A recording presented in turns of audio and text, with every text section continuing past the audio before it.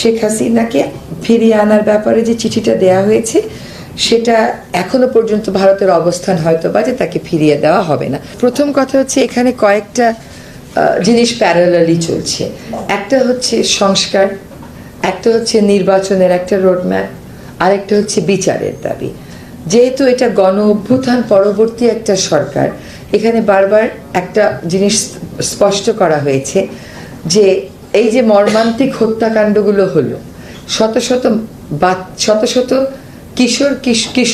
কিশোরী তাদের দৃষ্টিশক্তি হারালো, এইগুলোর বিচার না হওয়া পর্যন্ত যাদেরকে এইগুলোর ব্যাপারে অভিযুক্ত করা হয় তাদের সাথে রাজনৈতিক আলোচনার স্পেস কতটুকু, it is still a big question mark. হ্যাঁ, তো সেটা হচ্ছে জাতীয় পার্টির ব্যাপারে আমার ব্যাখ্যা। দ্বিতীয় হচ্ছে শেখ হাসিনাকে ফিরিয়ে আনার ব্যাপারে যে চিঠিটা দেয়া হয়েছে সেটা আমরা যেটুকু বিভিন্ন মাধ্যমে বুঝেছি যে এখনো পর্যন্ত ভারতের অবস্থান হয়তো বা যে তাকে ফিরিয়ে দেওয়া হবে না, কিন্তু আনুষ্ঠানিক উত্তর যদি আমরা পাই বা যখন আমরা পাই তখন সেটা নিশ্চয়ই আপনারা জানতে পারবেন।